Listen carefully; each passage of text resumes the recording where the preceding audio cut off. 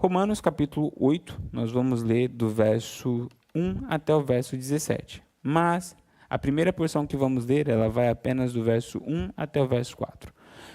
Lembrando, Paulo está aqui conversando sobre a realidade da vida em Cristo, dessa realidade que o Senhor Jesus nos proporcionou por meio da sua morte no Calvário. Ele falou nos capítulos anteriores sobre a relação de lei, pecado, sacrifício de Jesus, a nova vida, um novo casamento, a nova aliança com o Senhor. É sobre isso que ele está falando. E agora ele vai falar sobre aspectos que estão relacionados essa nossa nova vida que temos com o Senhor Jesus Cristo. Já não temos mais uma vida no pecado, já não temos mais uma vida baseada em meritocracia diante de Deus, que tentamos pelos nossos meios, pelas nossas ações, conquistar o favor de Deus. A gente se compreende, se entende como alguém que necessita da graça de Deus. E agora ele vai falar, bom, deixa eu explicar para vocês como que é essa nova vida. Essa mensagem para nós de hoje, ela é muito importante por dois aspectos. Primeiro aspecto é de cunho pessoal, é para a gente aplicar na nossa vida. Nós vamos falar sobre perdão de Deus, nós vamos falar sobre libertação de Deus, nós vamos falar sobre a transformação, sobre como Deus quer usar a nossa vida. Mas também, além deste uso pessoal, esta mensagem também serve para nós como que ferramentas que iremos colocar dentro da nossa mala de evangelização, que vamos colocar dentro das nossas convicções para que a gente possa usar quando formos compartilhar da nossa fé, quando formos falar o que é vida com Cristo, qual é a mensagem do Evangelho, por que Jesus morreu na cruz, ou afinal de contas, para que serve tudo isso que foi feito. Existem esses dois aspectos, e eu acredito que o Senhor trouxe cada um de nós aqui, porque essas duas áreas Ele quer ministrar na nossa vida, tanto falar do perdão dele na nossa vida, da libertação, da transformação que ele quer gerar na nossa vida, como também da forma que ele quer nos usar neste mundo. Mas também ele quer nos capacitar para que sejamos mensageiros no mundo. Quando nós olhamos para este texto, a primeira mensagem que Paulo fala para nós sobre essa nova vida é que esta nova vida que temos com Cristo não tem condenação. Esta é uma realidade que vivenciamos pelo fato de estarmos em uma nova vida, em uma vida com Cristo. Vamos ver o que a palavra de Deus nos diz. Romanos capítulo 8, do verso 1 ao verso 4. Portanto, agora já não há condenação alguma para os que estão em Cristo Jesus, porque a lei do Espírito da vida em Cristo Jesus se te livrou da lei do pecado e da morte. Pois o que para a lei era impossível, visto que se achava fraca por causa da carne, Deus o fez na carne, condenando o pecado e enviando o seu próprio Filho, em semelhança da carne do pecado e como sacrifício pelo pecado, para que a justa exigência da lei se cumprisse em nós, que não andamos segundo a carne, mas segundo o Espírito. O que o texto está dizendo aqui é que em Cristo Jesus já não tem mais condenação para aqueles que estão em Cristo Jesus. Os que estão em Cristo Jesus não estão mais debaixo de condenação. Primeira observação: apenas aqueles que estão em Cristo Jesus não estão debaixo de condenação. Os que não estão em Jesus Cristo já estão condenados. Existe um grande esforço em meios acadêmicos e até teológicos liberais de aniquilar a condenação, de dizer que não, que existe agora aquilo que eles chamam de universalismo, que todo mundo vai ser salvo, porque afinal de contas Deus é amor.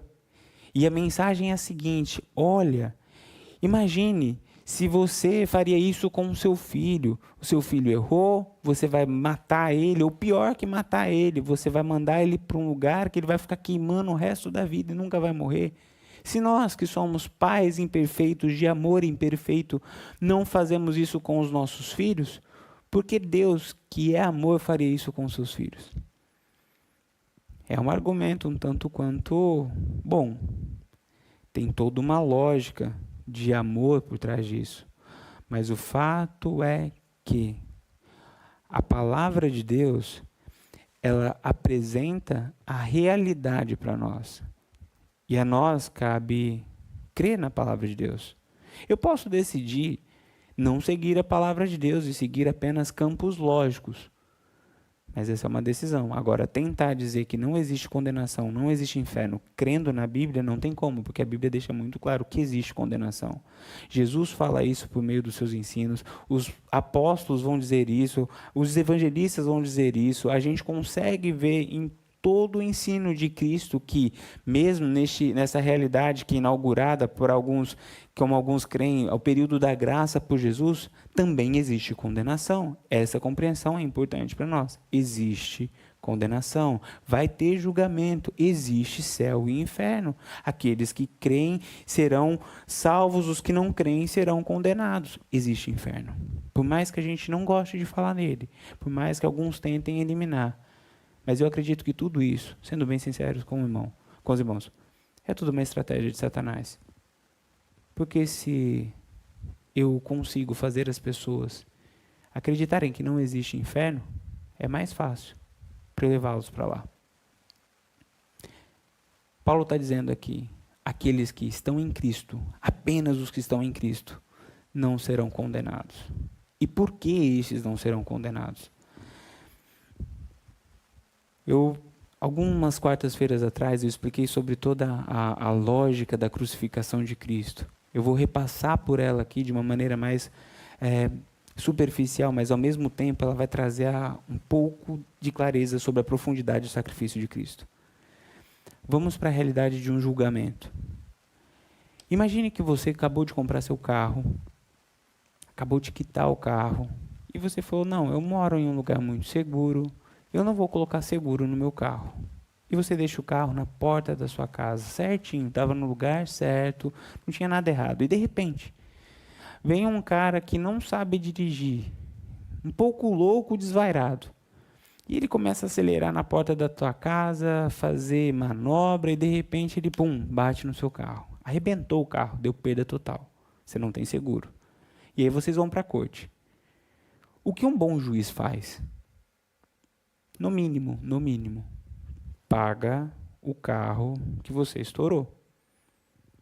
Se esse juiz chegasse para a pessoa que fez aquilo e ele falasse assim, vai e não faça de novo, você não precisa pagar nada, está tudo certo, a gente falaria que esse juiz é qualquer coisa menos um bom juiz, porque bom juiz, juiz de verdade, é um juiz que aplica a justiça. Entretanto, nesse julgamento, existe uma forma da justiça ser feita, em que também a graça consegue ser vista. O advogado de defesa desse que bateu o carro, sabendo que o que bateu o carro não tinha condições de pagar o carro do outro, ele se levanta e fala, meu cliente não tem condição de pagar o carro. E eu sei que o justo é pagar o carro. Então eu, não apenas como agora um advogado de defesa, mas como que um resgatador, como alguém que vai salvar, resolver essa situação, eu estou assinando um cheque aqui, está pago o carro. Justiça foi feita e graça foi manifestada. Imagine que dentro do carro, vamos agora piorar a situação, que o teu carro não estava apenas parado na frente de casa, que dentro do teu carro estava o teu filho. E essa pessoa que bateu no carro, não apenas deu perda total no teu carro, mas matou teu filho. E aí vocês vão para a corte. Se o juiz chega e fala assim, olha, o que você fez foi errado, mas você está perdoado, vai embora. A gente nunca chamaria esse juiz de um bom juiz. Portanto, não tem como a gente falar que Deus é um bom Deus se a gente tirar Jesus Cristo do meio do julgamento. Porque Jesus Cristo, no meio desse julgamento, ele não apenas preenche o cheque para pagar o carro, restituir o carro, como ele fala, ok, já que uma vida foi cefada, o justo é olho por olho, dente por dente, eu morro no lugar do meu cliente. E ali a gente consegue ver justiça e graça se abraçando. A cruz é a manifestação da justiça de Deus e da graça de Deus, porque é o Deus encarnado, pagando a nossa conta, morrendo no nosso lugar. O que Paulo está dizendo para nós aqui é o seguinte, em Cristo, aqueles que entregam a vida para Cristo, não há mais condenação. Essa mensagem para nós, ela serve para aqueles momentos que muitas vezes o nosso passado vem nos visitar. E muitas vezes nos impede de servir a Deus como o Senhor está nos chamando para servir. E fala, mas eu não posso. Olha quem eu fui, olha o que eu fiz. E o que o Senhor fala para nós é, a minha graça te basta. Essa mensagem, ela serve para nós quando nós estamos caminhando bem com o Senhor Jesus, a gente está em santidade, a gente está buscando, a gente está servindo e de repente a gente cai, a gente desliza. E aí vem um sentimento de novo. Levantar para quê? Hein? Tentar de novo para quê? Toda vez é a mesma coisa. Eu acho que para mim não tem mais jeito. Essa mensagem de Paulo da Vida Nova é: não há condenação. Seus pecados estão perdoados. E não existe diferença se foi uma batida de carro, se foi até um assassinato. E eu paguei o mais alto preço para que você pudesse ter vida e liberdade. A mensagem que Paulo está trazendo para nós sobre essa nossa nova vida é que a nova vida não há condenação. Em Cristo Jesus, nós vivenciamos uma realidade de perdão. Essa realidade de perdão ela é vivenciada na nossa relação com Deus, mas também na nossa relação com o próximo. Quando o Senhor nos enche com a graça, com a misericórdia, com o perdão dele, na nova vida, nós vivenciamos agora esse mesmo perdão nas nossas relações. Nós que fomos perdoados, nós que tivemos o carro pago, a vida restituída, ao andar pela rua e ter o nosso carro arranhado, ao invés de arranhar o carro dos outros, a gente perdoa. Nós que fomos feridos, ao invés de dar o troco, a gente vira outra face. O perdão não apenas nos toca, mas toca as nossas relações. E torna o novo, o filho, agora aquele que está nascendo de novo, um objeto de perdão de Deus aqui na terra. E é interessante que o Senhor Jesus ele vai ensinar sobre perdão, sempre apontando nessas duas direções. Às vezes a gente ignora isso, mas Jesus fez questão de destacar isso, quando ele vai ensinar a oração do Pai Nosso. Perdoai as nossas dívidas, as nossas ofensas, assim como nós perdoamos a quem nos tem ofendido, os nossos devedores. Senhor, me perdoe, eu recebo o teu perdão, mas esse perdão também alcança as minhas relações. A gente vê Jesus como, por exemplo, ensinando naquela parábola do servo devedor, que devia uma dívida impagável e foi perdoado. E ao sair do julgamento, encontra alguém que estava devendo muito menos para ele, e ao invés de perdoar, ele pula na garganta do cara e fala assim, você vai me pagar ou você vai morrer. E as pessoas veem aquilo e contam para o rei e falam, olha, o que aconteceu? O rei chama ele de volta, peraí, você não entendeu nada. Eu perdoei você de uma dívida impagável. E agora, ao invés de você derramar graça sobre aqueles que estão à sua volta, você está fazendo isso? Na prática, o que isso significa para nós, cristãos? Que nós, cristãos, temos de ser graciosos nas nossas relações. Marido, você não pode ser tão turrão desse jeito. Demorar uma semana para perdoar sua esposa. Uma semana sem falar com ela. Esposa, o perdão tem que ser mais fácil. Filhos, pais, o perdão tem que ser mais fácil, porque a gente é perdoado. O perdão não tem que ser apenas mais fácil para nós na nossa vida, como também ele tem que ser mais verdadeiro. Porque o perdão que o Senhor derrama sobre nós, que Deus derrama sobre nós, não é aquele tipo de perdão, olha, eu te perdoo, mas você nunca mais conversa comigo. Eu te perdoo, mas acabou. Não é esse o perdão que recebemos. O perdão que recebemos é o perdão do pai do filho pródigo que abraça o filho que volta. É difícil, não é? É indigesto até. Porque todos nós temos as nossas prisões. Pessoas que a gente não perdoou, a gente não cruza a rua, que a gente não conversa. Que se a pessoa senta do lado de cá, a gente senta do lado de cá. Se a pessoa senta do lado de cá, a gente senta do lado de cá. Se a pessoa entrou no ministério para servir, a gente sai do ministério. Pessoas que, se a gente tiver que servir junto, não sirvo. Pessoas que a gente não consegue cumprimentar. Agora a pergunta é, isso tem a ver com a nova vida que o Senhor morreu para que a gente tivesse vida?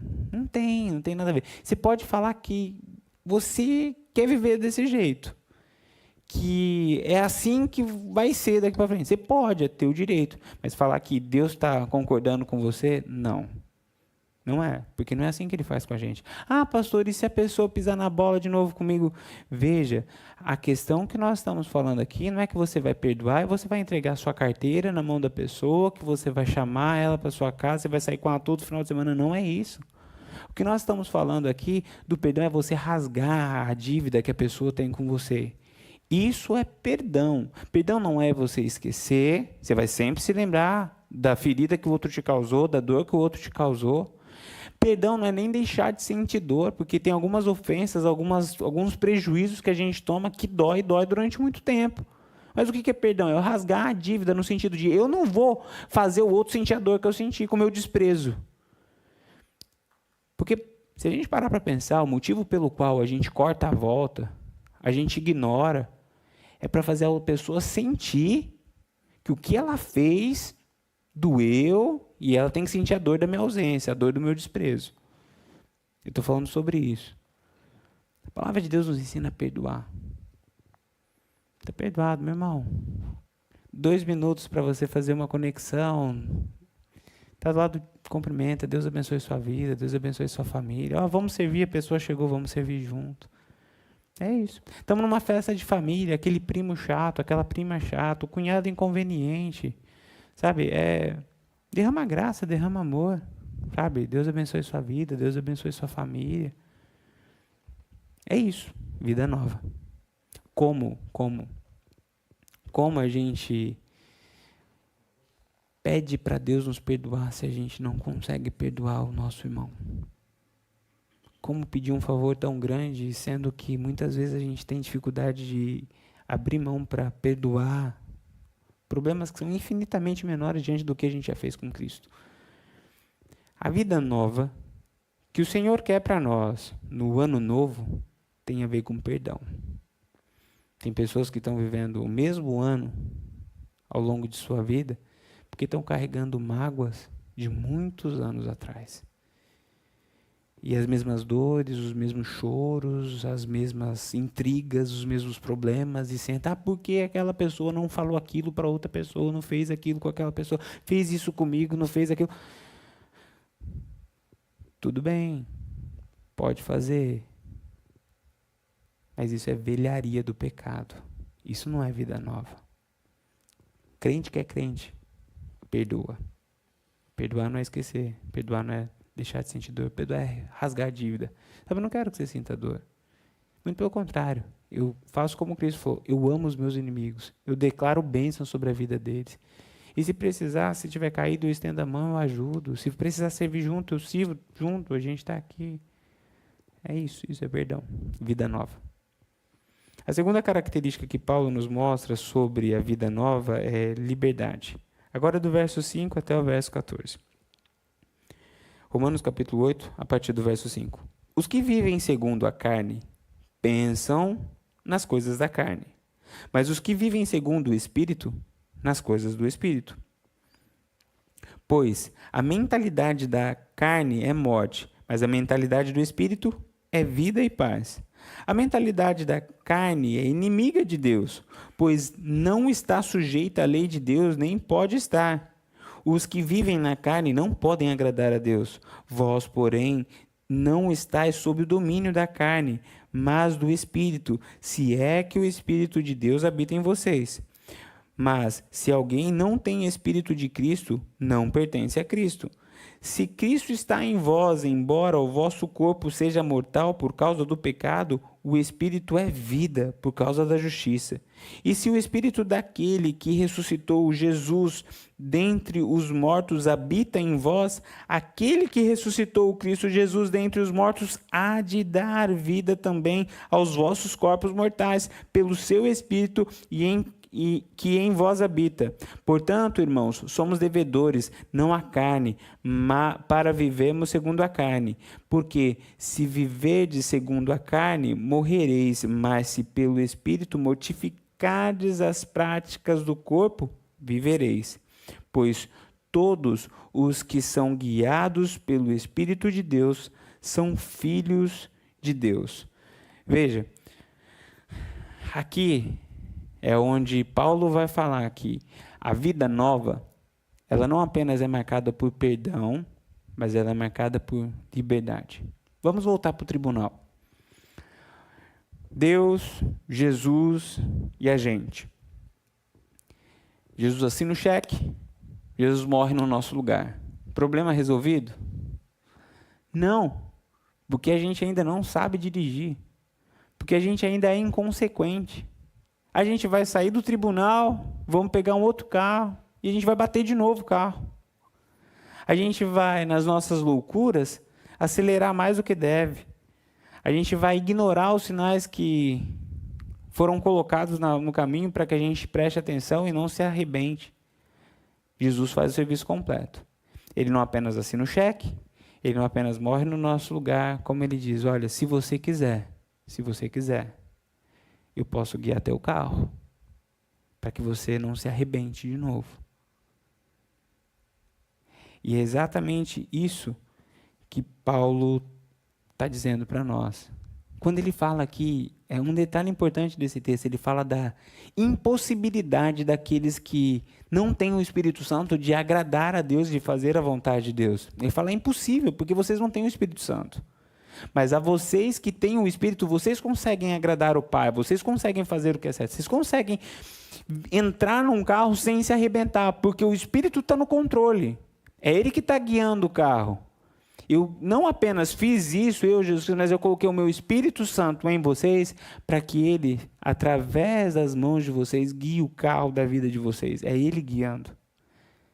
O texto é muito claro em falar sobre essa realidade, que só conseguimos por causa do Espírito Santo. Agora, uma das belezas deste texto, eu não sei se vocês notaram, mas é ele pegar e falar assim, o mesmo Espírito que levantou Jesus da morte é o Espírito que tem poder para trazer vida a vocês. Isso é muito forte.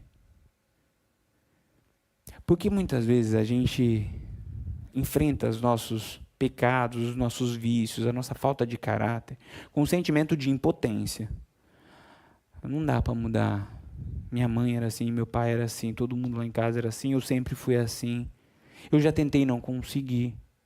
Mas o que o texto está falando assim, olha, você não consegue. Mas o Espírito Santo que habita em você, ele conseguiu vencer a morte, ele conseguiu levantar Cristo da morte. Então ele consegue também transformar as realidades de morte na sua vida em um novo começo. Ele consegue pegar aquelas áreas que não tem mais esperança, que você já tentou de tudo, que você só vê morte, e pelo poder dele, ele consegue fazer gerar vida. Isso está lá no verso 11. É pelo poder, é o mesmo Espírito que levantou Jesus da cova, é o Espírito Santo que habita em você, é o mesmo poder. E a gente pode voltar um pouco à história, ou melhor, voltar no início da história, e a gente vai se encantar ainda mais com o poder desse Espírito Santo. É o poder que pairava sobre a face das águas, e por meio do poder do Espírito e da palavra de Deus, tudo foi criado. O caos da terra foi colocado em ordem.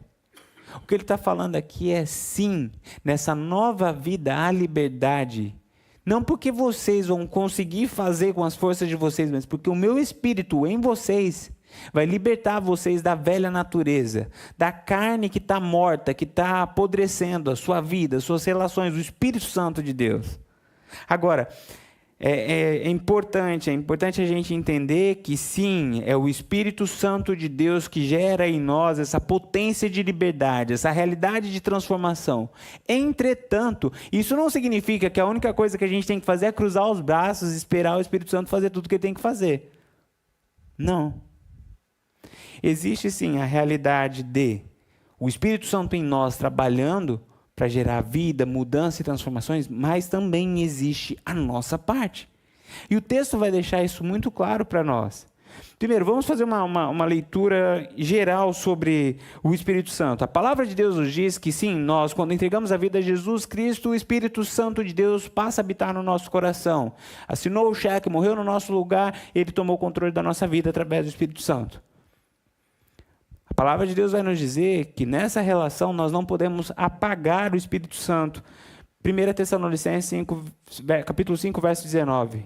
E não apenas não devemos não apagar o Espírito Santo, mas devemos nos encher do Espírito Santo. Efésios capítulo 5, verso 18.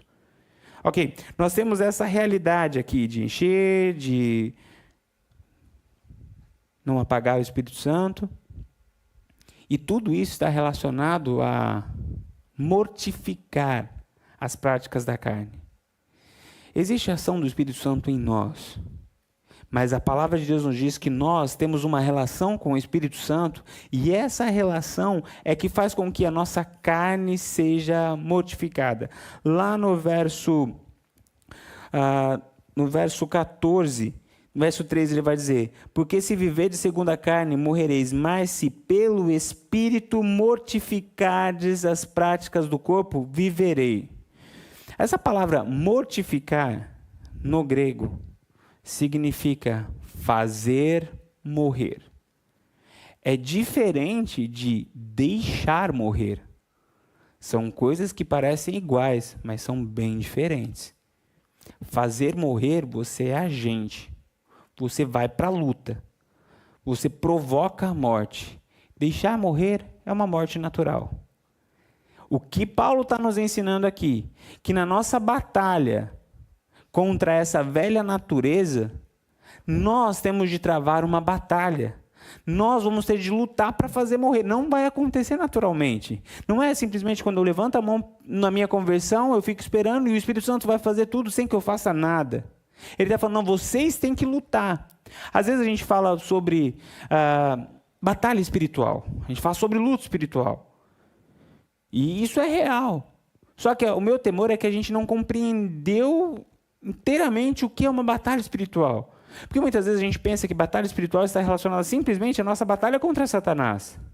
Isso é verdade. Satanás existe, os demônios existem, eles estão aí oprimindo, possuindo e fazendo toda aquela bagunça que só o diabo sabe fazer. E nossa luta é contra as potestades do mal, sim. Mas além dessa batalha espiritual contra potestades do mal, existe uma batalha espiritual contra a nossa carne. A nossa batalha não é apenas contra os demônios que estão fora de nós, mas é também com a nossa velha natureza que está dentro de nós. E aqui estão os nossos dois campos de batalha. E o nosso crescimento espiritual, a nossa transformação, a transformação do nosso caráter, ela está relacionada não apenas ao tempo de cristianismo que nós temos, mas ela está relacionada a quantas batalhas estamos travando e vencendo na nossa caminhada. Por isso que maturidade cristã não tem a ver com tempo de conversão, não tem a ver com tempo de certificado de batismo. Tem muita gente que tem 10, 20, 30, 40 anos de igreja, mas é imaturo na fé. Continua nos vícios, continua na bagunça, continua sem caráter, continua sem vergonha. E tem cristãos que entregam a vida e começam uma batalha espiritual. E mês a mês você consegue ver crescimento, transformação. E logo, logo Deus está usando com poder, autoridade. E até o inferno está tremendo quando ele abre a boca para falar em nome de Cristo Jesus. Porque não tem a ver com tempo. Tem a ver com batalha. A decisão de mortificar as práticas da carne. Sim, a nova vida, ela traz a liberdade dos nossos hábitos pecaminosos, dos nossos vícios, do nosso desvio de caráter, daquilo que não agrada a Deus. Entretanto, nessa vida é nos dada a responsabilidade de mortificar a nossa carne. Como, pastor? Como eu mortifico a minha carne? A Bíblia ela toda está aqui para apontar esse caminho. E eu vou pontuar apenas algumas daquelas que nós podemos chamar de práticas espirituais ou podemos chamar de disciplinas espirituais. Tudo começa aqui na mente. Tudo começa aqui na mente. Guarde isso. Tudo começa aqui na mente. A nossa primeira batalha, ela é perdida ou ela é vencida aqui na nossa mente. O texto vai dizer isso para nós aqui, logo no primeiro versículo. Os que vivem segundo a carne pensam nas coisas da carne, mas os que vivem segundo o Espírito, nas coisas do Espírito. A gente tem esse texto falando isso aqui sobre nós. Nós tivemos, por exemplo, o culto de domingo passado, onde nós falamos sobre o espinho da preocupação. Tudo aqui na mente. A nossa mente é um campo de batalha. Eu poderia citar aqui outros textos, mas eu vou citar apenas mais um. Filipenses capítulo 4, verso 8. Finalmente, irmãos, tudo que for verdadeiro, tudo que for nobre, tudo que for correto, tudo que for puro, tudo que for amável, tudo que for de boa fama, se houver algo de excelente ou digno de louvor, pense nessas coisas. O que o texto está nos ensinando é: se quisermos vivenciar uma vida de liberdade que o Senhor nos deu, nós precisamos, em primeiro lugar, pensar nas coisas do Espírito. Encher a nossa mente de coisa boa, que vem do Senhor, com músicas, com louvores, com palavras, com pensamentos, com conversas. E aqui, primeira prática para nós vivenciarmos a liberdade que nos foi dada é cuidar dos nossos pensamentos. Ao invés de ficar pensando nas coisas da carne, pensar nas coisas do Espírito. Outra disciplina espiritual, oração. A palavra de Deus, Jesus vai dizer isso para nós, quando leva os discípulos, ele estava prestes para encarar a cruz, leva os discípulos para orar com ele, os discípulos começam a dormir, Jesus volta e fala: peraí, vigiar e orar, porque o espírito está pronto, mas a carne é fraca. Uma das formas de não cairmos em tentação é ter vida de oração. Joelho no chão. Ore quando acorde, ore durante o dia, ore quando enfrenta batalhas, ore, fale com Deus. Essa conversa com Deus é alimento. Essa conversa com Deus, ela nos alinha. Essa conversa com Deus, ela nos socorre. Faça o teste. Quando você começar a ser tentado, ao invés de você ficar tentando lutar com as suas forças, fala: Senhor, eu não quero cair em tentação, me ajude, tenha misericórdia de mim, me livre. Se você puder dobrar o seu joelho nessa hora, dobre o seu joelho. E veja, o Senhor vai mostrar para você exatamente o que você deve fazer, que você não está fazendo, para que você seja liberto do caminho da tentação. A gente teve aqui uma série de mensagens sobre oração, fizemos a oração do Pai Nosso e teve essa parte onde não nos deixe entrar em tentação. Porque às vezes a gente está só preocupado em não cair, mas quando a gente olha o texto grego, a gente descobre que o Senhor apresenta a queda como um processo. E a nossa preocupação, vigilância, tem de ser não apenas para não cair, mas é para não começar a trilhar o caminho da queda. Pensamentos, oração, palavra, leitura bíblica. Não tem segredo, não tem como inventar outra coisa. O próprio Jesus, quando foi enfrentar a tentação, o que ele fez? Foi citando o versículo. Citando a palavra de Deus. Por que ele fez aquilo e por que isso está registrado aqui nesse livro? Para ensinar a gente como a gente deve enfrentar as nossas tentações. Não tem como você ser forte se você não se alimentar. É alimentar da palavra de Deus. Mas eu não gosto de ler, não tem problema. Lê sem gostar. Do mesmo jeito que a gente come, muitas vezes, muitos alimentos que a gente não gosta. Come porque tem que comer, porque é saúde, toma remédio. Não porque gosta de remédio, mas toma porque faz bem. Toma, come, leia, até começar a gostar, porque faz bem. Às vezes eu vejo coisa aqui na Bíblia que eu não gosto. Tipo, eu não queria ler, mas eu tenho que ler porque isso está forjando o meu caráter. Está matando o velho Emanuel. A pergunta não é qual é o cristianismo que eu quero desenvolver, que eu goste de viver. Não é o cristianismo que Deus tem para a gente. E se a gente quer ser crente de verdade, representar Cristo aqui na terra, palavra. Oração, leitura da palavra, vigilância. Essa é uma outra importante, outra disciplina. A gente tem que vigiar os lugares onde a gente vai, as pessoas que nós temos amizades. A gente precisa ter vigilância sobre os acessos que a gente tem em celular, televisão, computador. Porque tudo isso está ou potencializando a queda ou te fortalecendo para vencer. E a palavra de Deus diz lá no Salmo 1, bem-aventurado o homem que não anda nos conselhos dos ímpios, nem se assenta na roda dos escarnecedores. Antes o teu prazer está na lei do Senhor. Existe um caminho, existe uma realidade, existe um contexto, existem pessoas que são enviadas por demônios para nos fazer cair. A gente precisa ter esse discernimento espiritual. Que sim, esta realidade é uma responsabilidade nossa. É nós que temos que ser vigilantes. Uma outra prática espiritual e disciplina espiritual importante é a vida em comunidade. É o estar na igreja, estar entre os irmãos. Isso fortalece. Isso fortalece. Como é bom e agradável que os irmãos vivam em união. Salmo 133. Ali o Senhor ordena a bênção. E se eu estiver errado, vocês podem me corrigir. Muitas vezes, parece que tem uma legião de demônios tentando segurar a gente para não fazer parte dessa comunhão, para não sair de casa, para não sair da cama. E parece que todas as fibras do nosso corpo muitas vezes lutam contra a nossa presença na comunhão. Sabe por que isso acontece? Porque o inimigo sabe que isso aqui cura, que isso aqui é bênção. Domingo foi um domingo muito especial aqui. Deus falou de uma maneira sobrenatural. Mas várias pessoas falaram, quase que eu não venho. Uma pessoa em especial, no final do culto, foi até mim e falou, pastor, hoje de manhã, eu falei, eu não vou no culto. E eu estava mal, pastor, estava mal. Mas, assim, no último momento, eu já ia chegar atrasado. Eu falei, não, eu tenho que ir.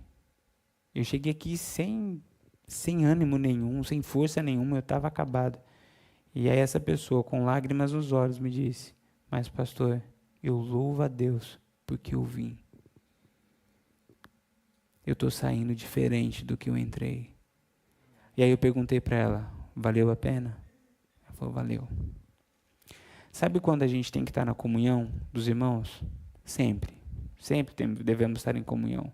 Sim, a gente precisa ter o nosso tempo de solitude, a gente precisa ter o tempo de casal, precisa ter o tempo de família, mas a gente precisa ter o tempo de igreja. Precisa ter o tempo de comunhão. Sabe quando a gente precisa ter tempo de comunhão? Sempre.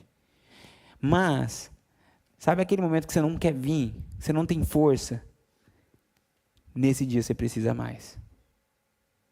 É vir até quando parece que alguma coisa dentro de você está puxando para não vir, é nesse dia que você precisa mais. Sabe, essas práticas, essas realidades, elas foram colocadas por nós, por Deus, não é invenção do pastor, não é a liderança da igreja que inventou o culto de domingo, o tempo de comunhão, não, é Deus que criou tudo isso, casa de adoração, para quê? Para que a gente se fortaleça.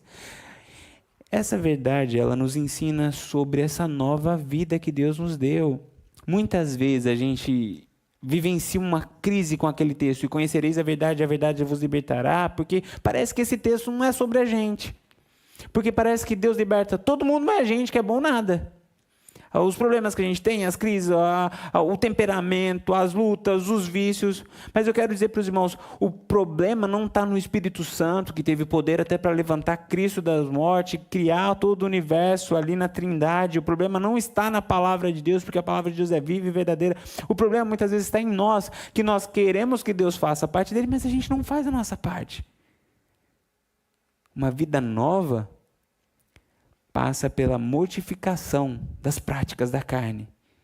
E a gente mortifica as práticas da carne pelo Espírito. Não apagando o Espírito, mas nos enchendo do Espírito.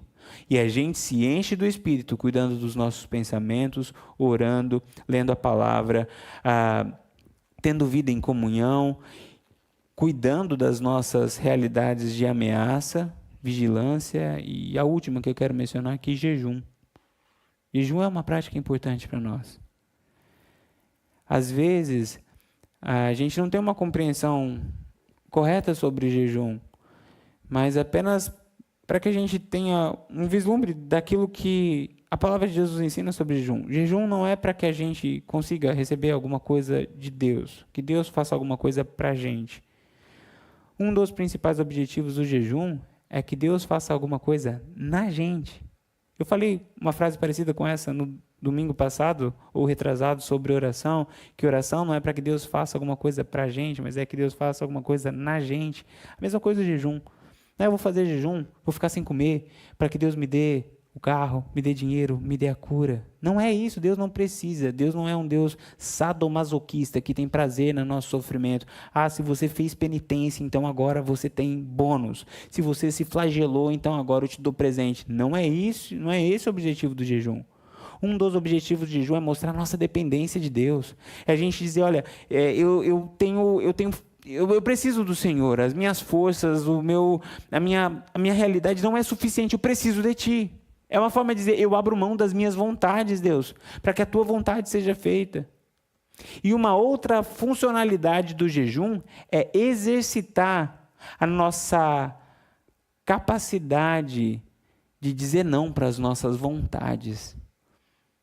Quem faz ou quem fez jejum sabe que quando você está fazendo jejum, parece que os melhores pratos são feitos, as melhores publicações de comida aparecem na tua frente, tudo cheira comida. E ali você tem que exercitar o seu autocontrole e dizer, não, eu tenho um propósito, não, eu tenho um propósito. E aquilo que você exercita com comida, depois serve como um músculo que foi exercitado no seu cérebro, para você dizer não para a tentação e para o pecado. É como se fosse um exercício. Não é apenas para receber coisas de Deus. Então aqui a gente tem também mais uma forma de vivenciar essa liberdade da parte de Deus. A vida nova é marcada por perdão, por liberdade e também pela realidade do céu, que o texto nos apresenta aqui como a certeza da glorificação. Verso 15 até o verso 16. Até o verso 17. Porque não recebeste um espírito de escravidão para vos conduzir ao temor, mas um espírito de adoção, pelo qual clamamos Abba Pai. O próprio Espírito dá testemunho ao nosso espírito de que somos filhos de Deus. Se somos filhos, também somos herdeiros, herdeiros de Deus e co-herdeiros de Cristo, se é certo que sofremos com Ele, para que também com Ele sejamos glorificados. E a certeza da glorificação. Quando nós falamos de glorificação, existe aqui dois aspectos. Primeiro, o aspecto da obra que será concluída. Corpo glorificado, é vida transformada, é a obra do Senhor realizada de maneira plena, glorificação. O que Paulo está dizendo aqui, vocês são perdoados, vocês são libertos, e eu sei, vocês vão viver essa luta constante até a morte, mas fiquem tranquilos que aquele que começou a boa obra, ele não desiste de vocês, ele vai terminar, não desista no meio do caminho, continue firme com Deus, glorificação. E um outro aspecto da glorificação é o céu, é dizer, existe a glória. Esses dois aspectos, eles transitam naquilo que nós chamamos de já e ainda não. Nós já somos transformados, já temos partes da nossa vida que estão sendo glorificadas, mas ainda não plenamente. O céu, nós iremos vivê-lo de maneira plena. Ainda não vivemos, mas nós já vivemos uma parte desse céu no nosso relacionamento com Deus.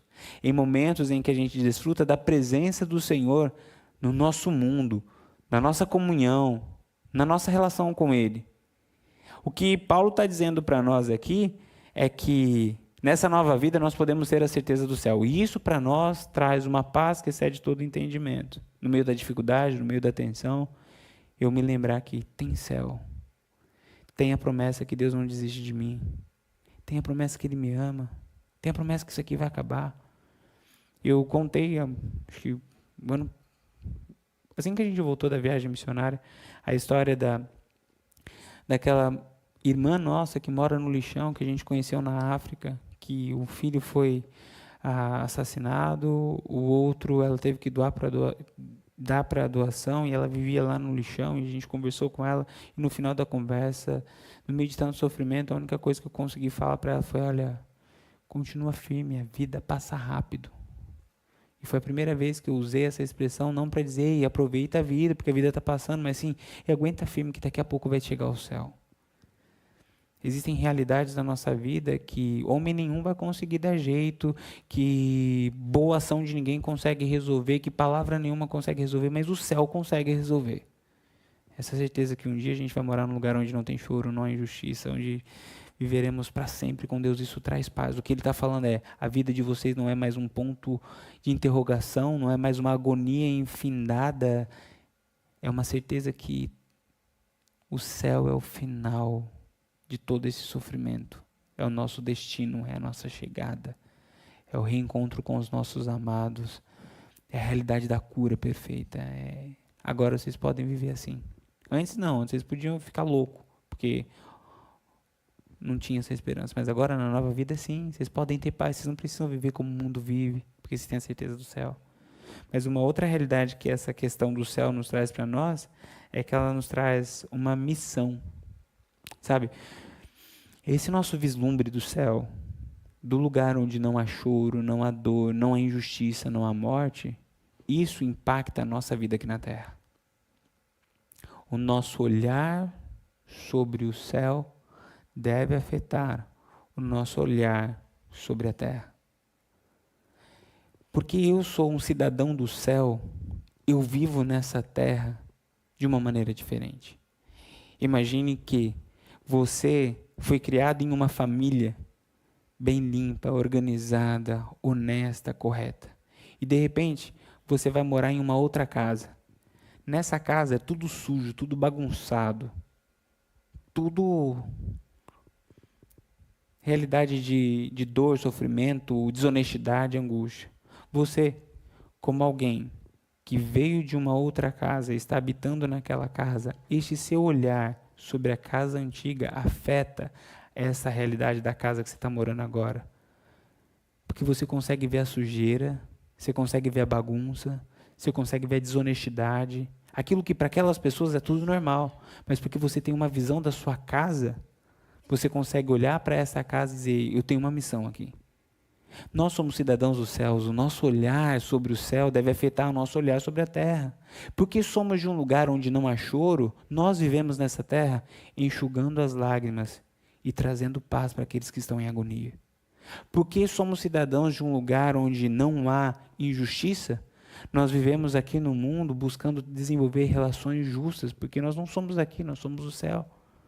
Por nós vivenciarmos uma realidade onde cremos em um céu onde não há dor, usamos as nossas forças, os nossos esforços para ajudar, para socorrer, para abençoar. Por sermos cidadãos de um lugar onde não há morte, nós usamos a nossa vida para levar a vida eterna para os outros. Tem uma frase de um teólogo e autor chamado C.S. Lewis, o que escreveu Crônicas de Nárnia. Ele escreveu aquele livro muito conhecido, O Evangelho Puro e Simples. E a frase dele é a seguinte: se você ler a história, descobrirá que os cristãos que mais fizeram pelo mundo presente foram precisamente aqueles que mais pensaram no mundo vindouro. É um paradoxo, não? Mas é real.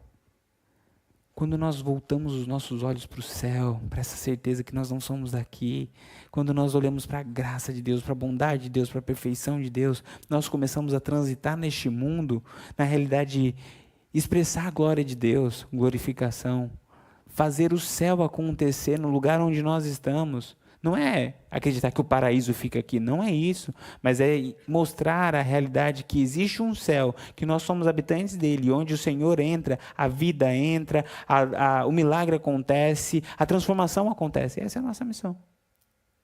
Sabe, o que Paulo está dizendo para nós sobre essa nova vida, nos ensina sobre o porquê do Evangelho. Nos ensina como trabalhar para um ano novo, com uma vida nova. E é isso que Deus quer, um ano de perdão, um ano de liberdade, e um ano onde a gente cumpra a nossa missão, de glorificar o nome de Cristo aqui na terra. Essa é a nossa missão. Eu louvo a Deus, porque o Senhor tem colocado homens e mulheres que têm buscado viver a palavra dEle, e eu consigo ver isso aqui. Eu louvo a Deus pela vida de cada um de vocês. Que esta mensagem que tem tocado a vida de vocês, tem mudado a realidade de vocês, trazido perdão e liberdade, que ela possa ser proclamada, que ela possa alcançar mais vidas, que vocês possam ser os pregadores desta mensagem através da vida de vocês e das palavras de vocês. Porque sim, o mundo precisa. O mundo está se adoecendo por falta de perdão. O mundo está morrendo por falta de liberdade. E o mundo está definhando por falta de esperança. Nós temos isso em nossas mãos. Nós temos isso dentro de nós. Que esta mensagem possa gerar uma novidade de vida por onde quer que a gente for. Amém?